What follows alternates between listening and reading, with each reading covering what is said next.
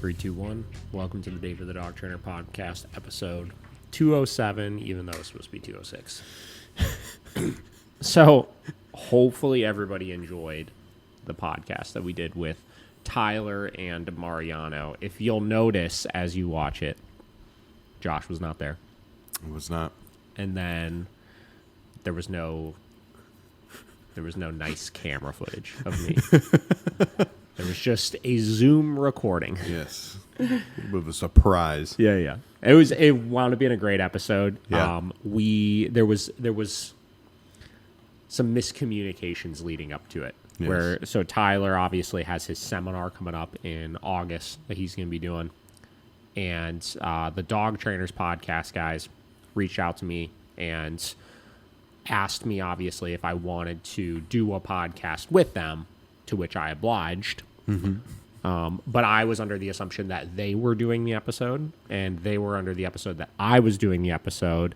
So last minute, we got on the podcast. And before we started recording, we're like looking at each other. We're like, hey, so what's the plan today? And they're like, I don't know. I thought you knew the plan. And then we basically had to wing the episode on the fly. Yeah. Right? But it turned out great. Turned out great. So I think we whipped it up pretty nice.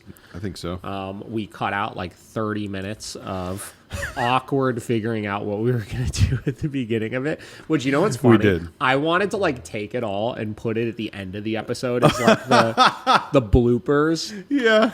Because it was really funny, like how awkward it was of like, what are we doing? Yeah, what's going on? But we made it work. So it worked out great. Go listen to it. I enjoyed that episode. Josh can't speak on it because he doesn't know, obviously, because he wasn't there. Seemed like a great time. But the end of the conversation in particular, I thought got really interesting.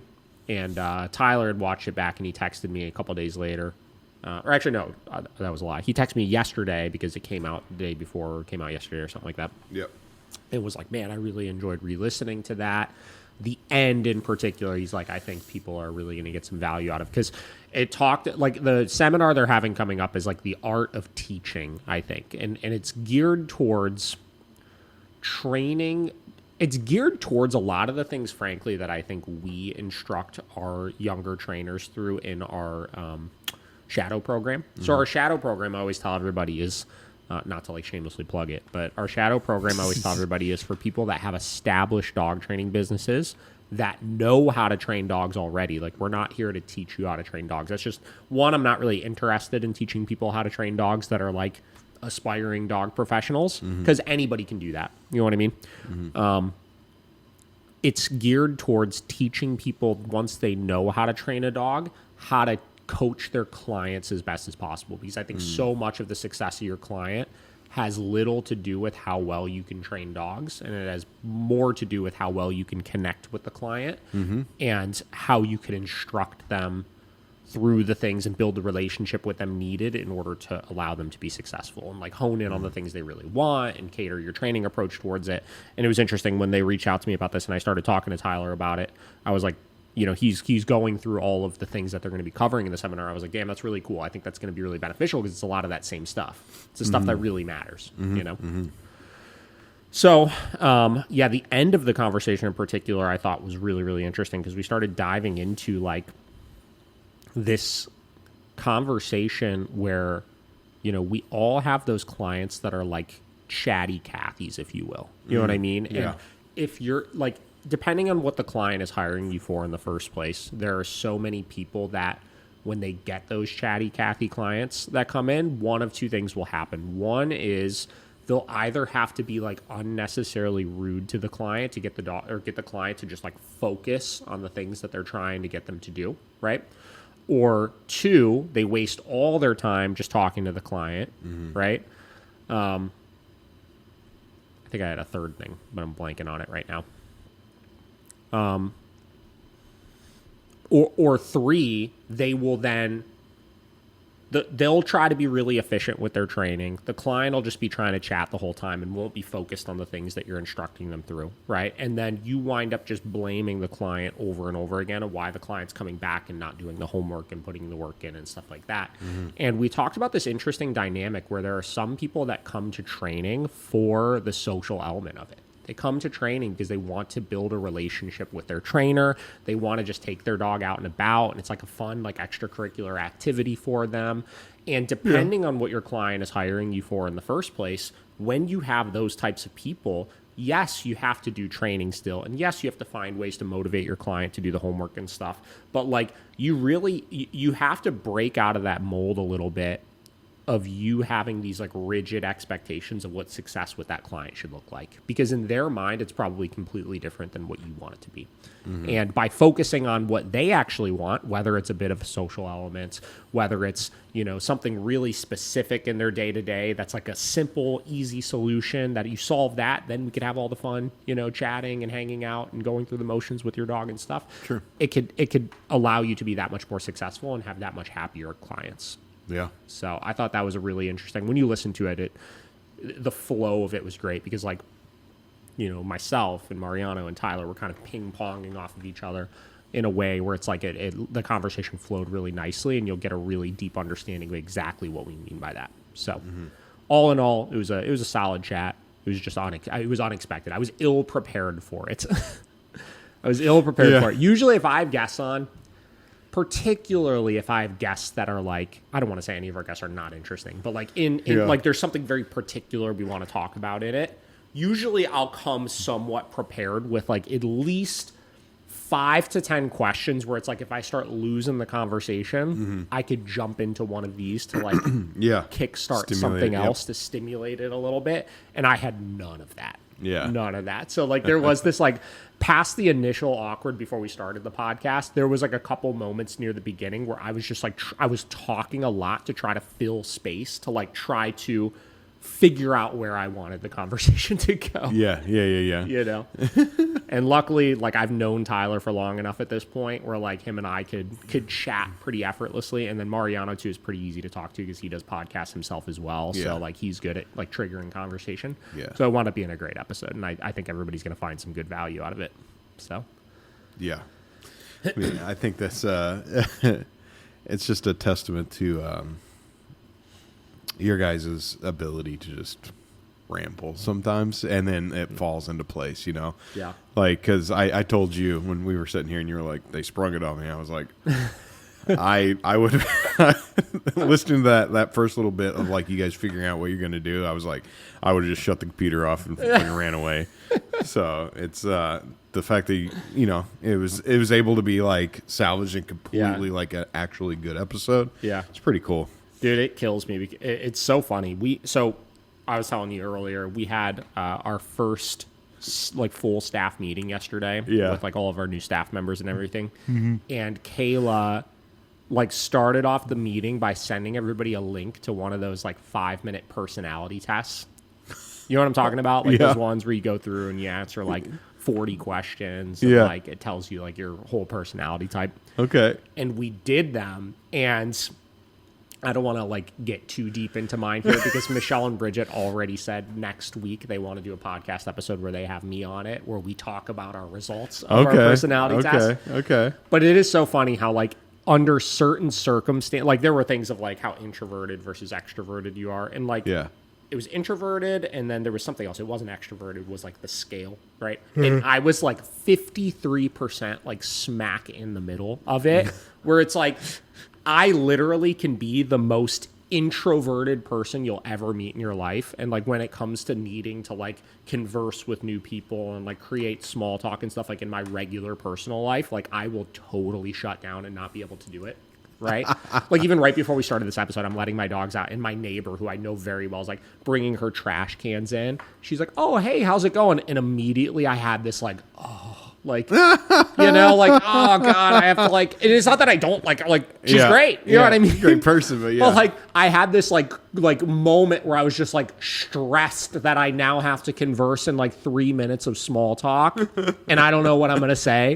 Right. And it's just like, I just can't. I don't know what it is, man. I just like totally shut down sometimes with those types of things. Yeah. Or the contrary is, I could come on a podcast episode, or I could be in the middle of a lesson or whatever it may be, and I could just fucking turn it on. Yeah. You know? Yep. And it's like I could talk for 2 hours if I need to about whatever the fuck, right? Yeah. And I've always equated that to, and I don't even know if this is like an introvert / extrovert thing, but I've always equated that to like, I feel this responsibility when I'm in a position of authority, if you will, of a topic that I know a lot about. I feel this responsibility where I have to provide you with this value. Yeah. So I could just turn the intro, like I don't even think about like, oh, the small talk, or, you know, like that conversation I had out there is like, does anybody get anything? I was like, no, right? Like it's just like random, hey, how's it going? And how's the new puppy? Yeah. They got a puppy, whatever, you know? It's like, Yeah. But in situations like this, it's like I have to provide you with value, so I have to turn everything. I have to fuck everything else. Yeah. I have to provide this value for you. Yeah. Right? Yeah.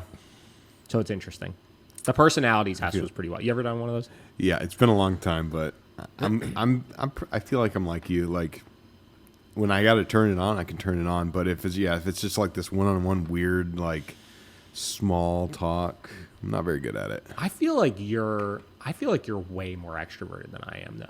You think I'm more extroverted? I think so for sure. What? Dude, you got 8 gazillion fucking people you know and friends through the music scene and this and that. I remember when I went to your show, like you're like fucking talking to everybody and going around. Like even when I would play shows back in the day, dude, I didn't want to talk to anybody. I'd like hide out in the back like tuning my guitar, like nobody sees me, you know? Like yeah, I'm good at it, but I have like it's like what do you call it? The social battery. I got a certain limit. Once that's done, hardcore stuff. I'm just like, yeah. And then I'm like, I can't talk anymore. Yeah. I have to just go lay down. Yeah, for sure. I don't know though. I feel like you thrive in the social encounters a bit more. Yeah, maybe. I don't know. I don't know. Maybe. I guess you're right. I feel like maybe it's when I'm not versed in something. Yeah. You know, like I don't feel confident. Well, what about like when you're hanging out with friends and stuff? Yeah, I'm loud. For sure. Yeah, see, like I'm not. Yeah. Like I'm the quiet one in the friend group that like if I go hang out with my friends, I'm the one, I do more listening than I do talking. Okay. You Yeah. know? And I like being around the conversation. I don't love being a part of the conversation, if that makes sense. You know what I mean? I like listening. I like absorbing the things people are talking about, and if something really like catches me and I'm like, oh, I really feel like I have this thing to say, like I'll jump in and say it. Yeah. But I much rather prefer everybody else to just carry the conversations for me. Well, isn't that like some old adage, you know, like the one that listens is the one that gets the things done? I don't know, man. Constantly learning. You know? I'm just learning from the things everybody's saying around me. I'm just a sponge. Yeah. Hell yeah. But yeah, so did that, had that conversation, which was cool. Yeah. How long have you known Tyler now? It's been... I met Tyler when he came out with, he was one of the, when Learberg first started doing online courses, he was one of the first guys they had on, and he had a course. His first course with Learberg was working with leash reactivity or something like that, right? Mm-hmm. He had a whole course on how to stop leash reactivity with dogs. And I remember I got that course and I was like, oh, damn, like this is such in-depth content and it was so methodical, you know what I mean? And like at the time, the only other guy that was putting information together in as like clear and concise and step-by-step of a way as Tyler was Michael Ellis, right? He had the courses and he was breaking things down into these like bite-sized steps where you really could, there was no guesswork. You know what I mean? Yeah. Like we talk about how dog training is this art, but like they were making it where it's like not really an art. It's just like it's a step-by-step process. And we could say that's for good or for bad in some circumstances. But I remember just being like, damn, like this is good, right? And then I found out he was in Buffalo, and I was like, oh, Buffalo's only like 3 hours from me. I was like, I should reach out to him. And I remember I called. I got the number for Canine Connection, which was his business at the time. And I called, and I was like, hey, I'm David. I'm in Cleveland. Like I got your course. It's fucking awesome. Like I'd love to come up and I was trying to learn more about e-collars at the time. Yeah. Because I didn't do much with e-collars when that came out. And he was just like, oh, yeah, yeah, we could make that work. He's like, and at the time, he didn't really do, like, that was his push into the public eye, if you will, Yeah. right? So, like, Yeah. he had, like, a YouTube page that's pretty popular and stuff. But, like, he wasn't, like, doing a lot of consulting with younger trainers, right? So he's like, yeah, I guess you can come up. You can, like, I guess we could just, like, charge you, like, an hourly rate for it. I was like, all right, cool. I was like, let's do, like, can we do, like, 3 hours or something? He's like, yeah, for sure. When do you want to come up? I told him, like, a couple weeks later, I drove up to Buffalo, and I paid the fucking 3 hours for it. And then, like, we got through the 3 hours, and he was just like, yeah, like, he's like, what, he's like, if you want to just, like, hang out, you can. And I was like, hell yeah, right? So I wound up staying, like, all day. I was there for, like, 9 hours or something. I met, like, his other staff members, went out to, like, lunch, did that. Yeah. And we did it again. And we got to the end of the day, and like, same deal. It was going to be the same deal where I paid for, like, 3 hours or something. He's like, you know what? He's like, don't worry about it. He's like, it's cool. He's like, you're like, you're fine to have here. It's cool. Like, you're not, like, getting in the way or anything. So did that. And then I just wound up going up semi-regularly and hanging out and going from there. So That's pretty cool. yeah. It was neat. And it was, like, so early in things. You know what I mean? Like, that was when, like, there wasn't all these, like, online fucking dog training coaches and stuff. Yeah. Like, it was just, like, it was, like, my first connection into, like, breaking into, like, other dog trainers around the country. And that's when I met, like, a lot of the other guys then, too. Like, I started getting connected with guys like Blake and Sean and Jeff and, like, all of them. So. What do you feel like that change in that landscape of, there was, like, kind of a set small group, and now there's no shade to all these online coaches and stuff, but I feel like having that ability to get, like, a thorough course like Learberg had, and then actually, like, finding that trainer and being like, hey, I come up. Like, I feel like that's few and far between anymore.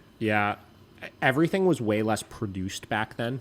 Because, like, Instagram was a thing, but, like, it was more for just pictures at the time. Facebook, like, people weren't sharing a ton of stuff on Facebook at that point. YouTube was really the platform. So, like, any trainers that were a quote unquote big name or popular from social media were popular from YouTube, and that was when everything was long form still, right? And we know that in long form videos, unless you're a wizard fucking producer, these days, obviously, these guys can fucking hide anything and whatever. But, like, back then, they were really raw, like, long-form videos. You know what I mean? So you'd watch them, and there wasn't things that were getting hidden. Like, most of the videos, like most of Tyler's videos or Sean's videos or Jeff's videos, whether you like them or hate them, were, like, long, unedited training sessions. You know what I mean? Like, maybe there was a cut here or there, but for the most part, it was a long, unedited training session, right? So you kind of knew that, again, whether you thought they were legit or not, that there wasn't anything that was being hidden, right? And there was less people doing it because it was harder to, like, put out these long-form videos at the time. Exactly. So, like, there was less of them. You could tell that they were a little bit more legit. You got a little bit more of a feel for them because of that. Where now everything is, like, the short clips. Yeah, it's got to be that where 20 to a minute. It's so produced to create a specific message because it's a short clip. Yeah. You know what I mean? Yeah. So, it's way different for sure. And, like, you just don't know who to trust anymore because, like, you could make yourself look like anything from these short clips. Yeah. It makes me think, like, I think one of the most, to this day, popular videos on the YouTube channel is, like, the one with, is just, like, I followed you with that, like, Roddy, I think. Yeah. Like, back in the day. And it was just Killian, I believe his name was. Yeah. And we literally, big ass one. We just did introducing the leash. Yeah. Right? And it was just that. Yeah. No edits, right? Yeah. Like, it was literally like getting him out of the crate, and then we went outside and then just did it. And there's something to that. Like, people do like, it's hard because, like, some of those, like, back in the day would get way more views, but they're so much less engaging to people now. Like, the attention, it just doesn't, like, hold to people's attention span like it used to. Yeah, the attention span of people is But we still tried, like, aside from lessons, because lessons you have to cut up to some extent, because, like, if not, it's just an hour of, like, a lot of stuff people don't want to see. Yeah. Right? But, like, when I make a YouTube video, I still, to some extent, try to keep it as raw as possible. Keep it as, like, raw as possible. Yes. Because I think that's where people are going to get the most value out of it, is seeing just all of the everything. Yeah. You know? Exactly. The mistakes and all, the boring stuff and all. Yeah, I know we haven't watched a lot of Learberg stuff on here, but like the few episodes that we've seen, I think we watched some Michael Ellis. I think we did watch maybe one of Tyler's videos. We did an episode where we watched Tyler's stuff, Blake's stuff, I think, and maybe Brandon Foucher's stuff or something. Yeah. And we just watched all the favorite videos that I had back in the day on YouTube. Yeah. But yeah, it's just it felt very educational, I guess, if that makes sense. Not, like I said, not digging at anything that is like put out today, but like you said, that something about that raw, like, you know, it's just like some guy with a camcorder and they just went for it. Yeah. But the Learberg ones were like so like perfectly curated in some way that it was just like they were the OGs of the online course, and they just did it in such a great way. Like their online courses, they had their platform, the Learberg University, was just so ahead of its time when it came out. And I have no idea what it's like now. I'm sure it's better or the same, at least, right? Yeah. But it was so ahead of its time back in the day. And when I have people that do reach out, like, hey, I want to learn how to train dogs, dude, go fucking take Michael Ellis's Learberg course. Yeah. You know what I mean? Like, yeah, go learn how to train dogs there, you know, because it'll be broken down in such a clear way. You can take it step by step. And like, all you need at that point is you need access to the dogs. Yeah. Go find some dogs that you could go practice with as you're going through that course. Yeah. And if you can't do that, I don't know what to tell you. You know what I mean? Right. Yeah. Like, it is kind of one of those things, like, you know, if you want to be a dog trainer, like, you have the access to something like that. I think Michael Ellis's course, the full, complete one, I think at most is like $1,000, right?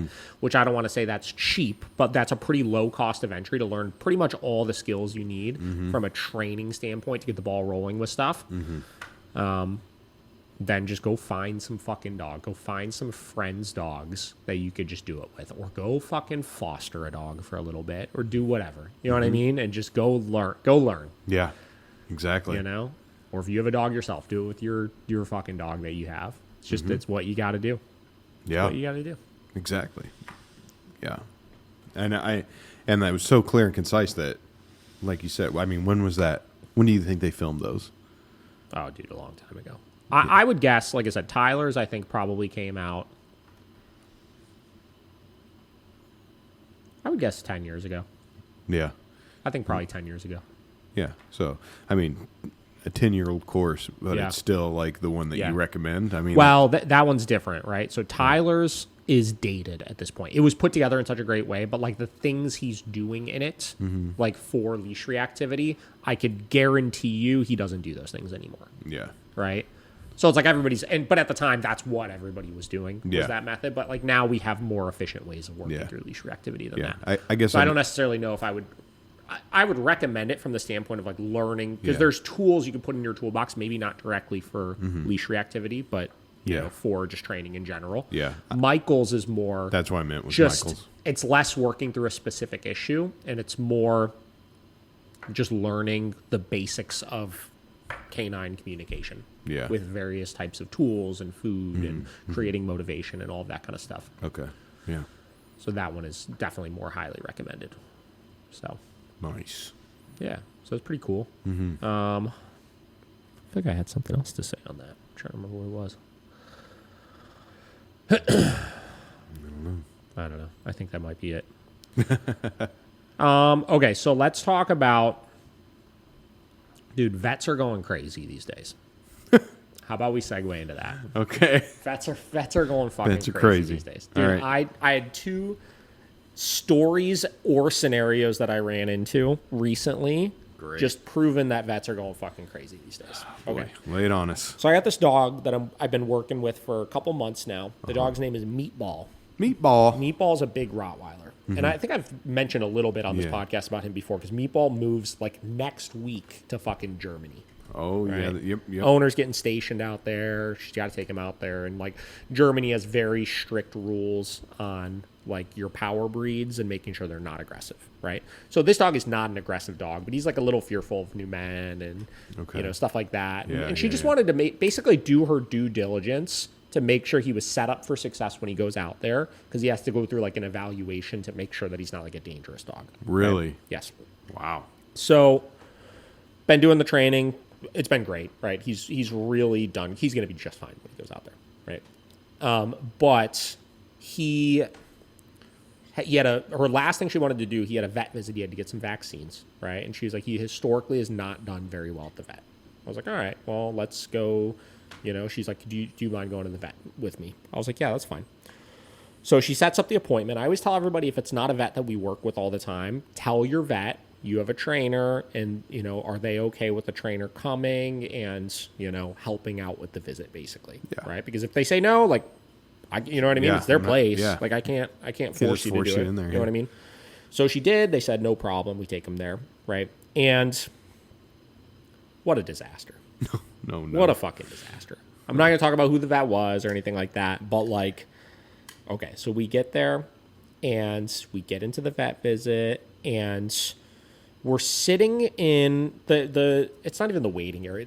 It's a weird setup where, like, all the consultation rooms are, like, together in one big room, basically. Like, they're not separated out or anything. And one of the vets there, I'm assuming, it's like this big kind of burly guy, right, sees Meatball, and he's got his muzzle on, and he's sitting there, and, like, he's like, oh, look at this one. And, like, he's just, like, staring at him and just, like, boisterously, like, shout. Like, he's just, like, one of those guys that talks so loud and projecting and, you like being at the vet, and blah, blah, blah. And we're like, no, he gets a little nervous sometimes, particularly with men. You know, and then the guy just continues to, like, fucking stare at him and shout at him and do all this stuff. And it's like, listen, I'm a firm believer that, like, wherever we're at, right, if we're out in public, I do not use what other people are doing as an excuse for my dog's behavior. You know what I mean? Like, it's my job to hold my dog to a bigger standard or to a higher standard. And I agree, even in this circumstance, this wasn't the vet that was going to be interacting with him, right? Yeah. So it's like, Meatball was in a down, and don't fucking react to this guy, even though he's being obnoxious right now, right? Don't react at him. Yeah. It's okay, right? So, So whatever. So this is, like, the encounter number one is you have this vet that, like, bro, your job as the vet should be, though, to know to not stress these fucking dogs out more than they already are. Right. And everything you're doing right now, even after we already said he gets nervous with new men, is just putting all of this fucking pressure on the dog, stressing him out. Yeah. It's like, God damn, like, bro, like, what are you doing? What do you do? You know what I mean? Like, what are you doing? Just shooting this dog's success in the foot. Like, and again, Meatball did fine with it. Yeah. He did fine with it. That's good. Good job, Meatball. So whatever. That happens. And then this guy's, like, going in and out, like, while we're waiting. And, like, every time he comes out, he, like, stares at Meatball and says something else, all fucking loud and projecting and stuff. It's like, whatever, right? So then the vet comes out and with her assistant, and the assistant looks at me and he's like, oh, yeah, I understand you're the trainer. He's like, well, we have to do all the work. We have to hold. You're not allowed to hold him. You're not allowed to do anything. You know, it's for, you know, legally, we're not allowed to have you do it, you know, for, like, bite risks and things like that. And I was like, whatever. You know what I mean? Like again, I'm not here to argue with you, but, like, also we told you I was coming and that I was here to, like, help with the visit, right? And also, don't give me this shit about legally you're not allowed to, because I work with, like, 4 other vets that all let me fucking hold the dog. Yeah, right. So whatever. So again, I'm not even arguing. I'm just like, all right, well, and I even looked at Meatball's owner, and I was like, let them do what they're going to do. Let's see what happens. You know what I mean? Like, and I'm not going to say anything. I'm just going to stand here. I'm going to watch. And that way, worst case scenario, if I can't jump in and help because they don't want my help, I could at least tell her, hey, this is what went wrong if it didn't go wrong, or if it went wrong. And this is how to make sure it goes better than moving forward. You know what I mean? So so he says that. And immediately after, the vet looks at us and she's like, oh, so he doesn't do great at the vet? She was like, yeah, well, historically, he hasn't done too great at the vet. That's why our trainer's here. And the vet just looks at her and she was like, do you want to get him put on anxiety medication for aggression? Jesus Christ. Right off the bat? Literally, it's the first thing she said when she came out. Oh, do you want to get him put on anxiety medication for aggression? And she wasn't even talking just for the vet visits. She was saying like as a whole. Oh yeah, it could really help with dogs like this. You don't even know the fucking dog. Right. You literally don't even know the dog. And your very first thing you fucking say before you even try to interact with the dog, let's put him on anxiety. is, hey, do you want to put him on anxiety medication? Yo, this is the fucking problem that everybody has with vets these days. Yeah. Is that like, put him on you don't know anything. You don't know anything. Yeah. Your fucking staff members are doing this dumb shit, right? That's like antagonizing dogs, and your solution is put the fucking dog on anxiety medication. That's crazy. Unbelievable. And after we just told you we're working with a trainer, and she even explicitly said he's been doing so good lately, right? Yeah. Like, and before you even see how the dog does, Yeah. do you want to put him on anxiety medication for aggression? First off, we never said the dog was fucking aggressive. No. We never even said the dog was aggressive. What did you do in that moment? Dude, I'm just sitting there. Wow. I'm sitting there, and I let her handle it because she said, "No, I don't think we need to do that." Like, Yeah. I don't think we need to do that, right? No. Like, so okay. So then again, I'm like, let them do their thing. So then, what do they do? Okay, they go get the fucking cheese whiz. They go get the treats. They go do all this stuff, and like the vet and this other individual are on the ground. Hi, buddy. Hi, you want treats? You want treats? Blah, blah, blah, blah. Come here. Oh, you're such a good boy. You're such a good boy. Like, All in his dude, face. it was 5 minutes of them, like, basically cornering him on the ground with him, trying to pump him full of treats and then, like, trying to pet him. And then he would shy away and they'd be like, oh, okay. Like, and I'm just sitting there and I'm just like, Still trying to be quiet as possible. zip, right? Like, and like that went on for like 5 minutes where he would come up and get a treat and then they would go reach out immediately and then he would like awkwardly shy away and he never did anything, right? But he's like, you guys are being fucking weird and you're trying to bribe me with like nothing's getting done right now, right? Yeah. So then they're sitting there and they're like, oh, okay, well, I hear them start talking to each other and then the assistant tells the vet like, oh, I could grab him real quick right now and hold him so you could do... so now you're just going to, like, ruin all of the fucking whatever... you didn't even make any progress, but, like, you're going to ruin all of the fucking... You're going to startle this dog and try to catch him off guard and bear... Like, what... Like, you don't realize that's going to make this 100 times worse the next time it happens because he's going to be expecting you to sneak up behind him and fucking bear... Like, Right. and still... Zip. Yeah. Zip, right? I'm just watching this play out, right? I'm just watching this play out. Yep. So then she was like, all right, well, we need to get they had to do 2 vaccines. And one they were able to do like orally, right? Which is like the little thing they shoot in their mouth, right? And then one they were able to do as an injectable, right? And she's like, oh, let's do the oral one first because like it'll be effortless. He's so food motivated. He'll come right over to me and take it. Guess what Meatball did not do is come right over to her and take it. He wanted nothing to do with it, right? Yeah. So she's same deal, trying to do the, oh, come here, oh, come here, oh, come here, right? Like, it's not getting anywhere. So finally, I'm sitting there and just really calmly, I'm like, you sure you don't want me to hold him? That's all I said. You sure you don't want me to hold him? Yeah. And she looks at me and she's like, no, I think we're going to have you hold him. I don't know what happened. You're legally, you can't let me hold him, right? She's like, yeah, no, I think we're gonna have you hold him.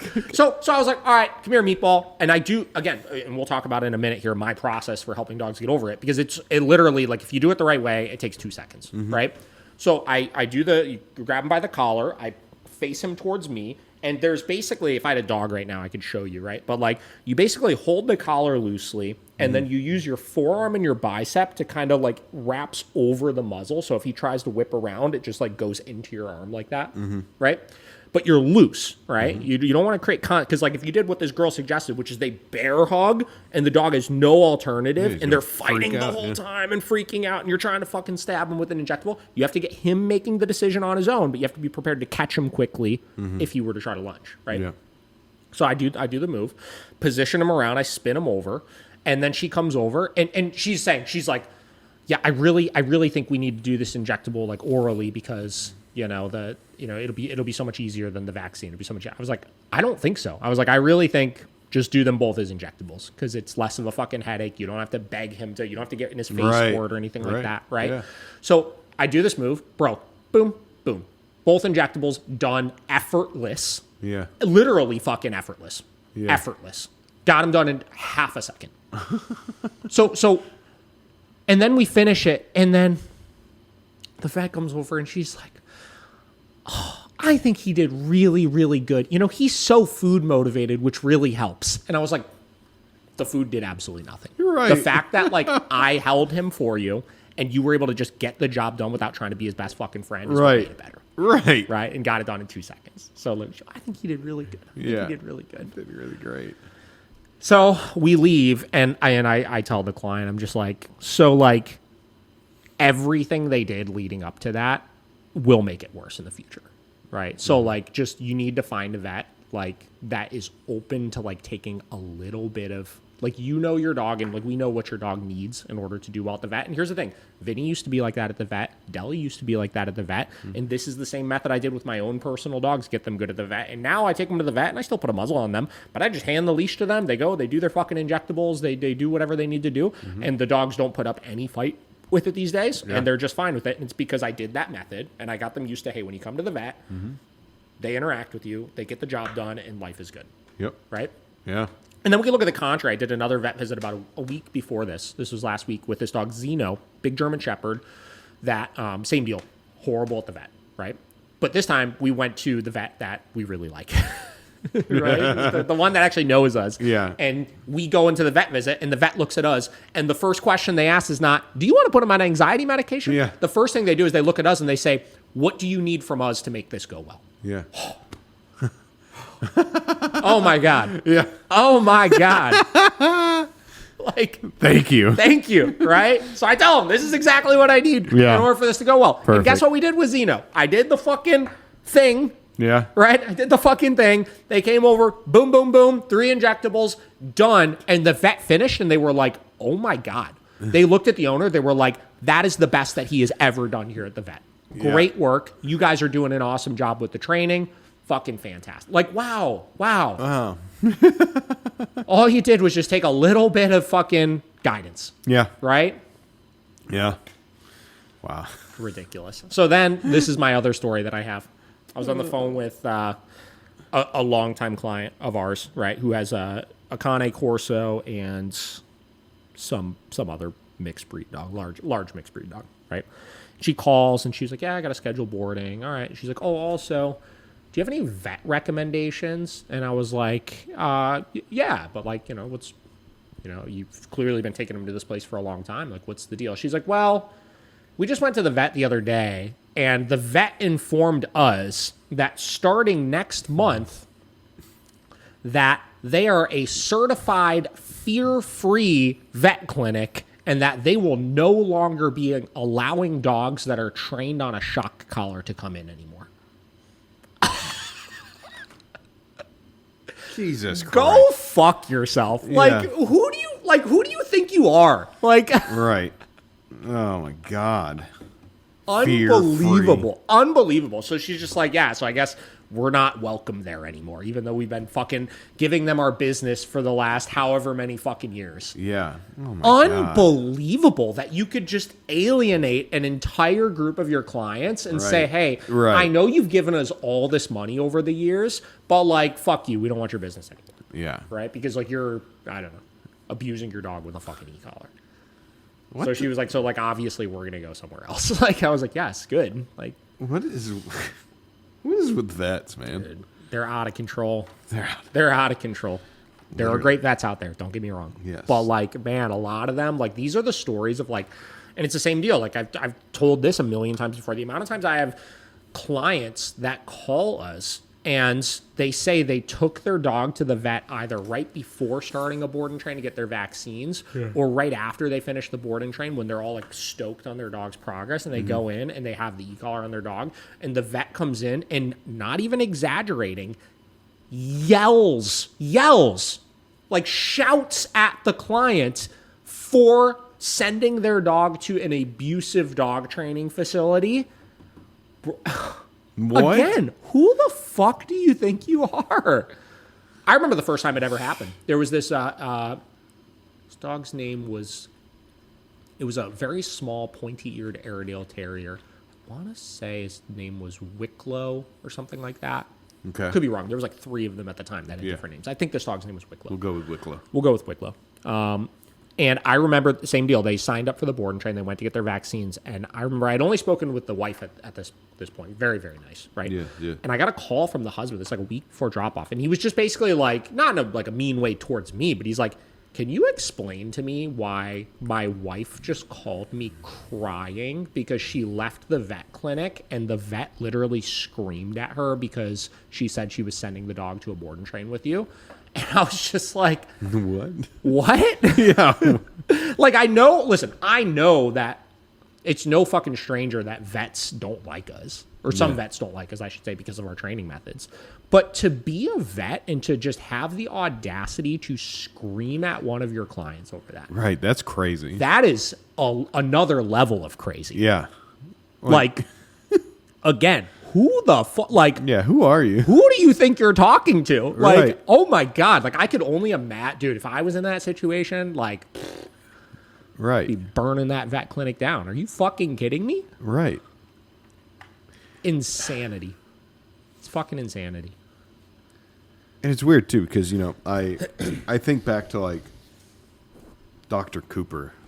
Who's Dr. Cooper? That was our vet when I lived in Indiana. Yeah. He'd do house calls, but he did livestock, farm animals. Sure. And just anything goes with those guys. Like they wouldn't bat an eye about anything you're doing wrong. Yeah.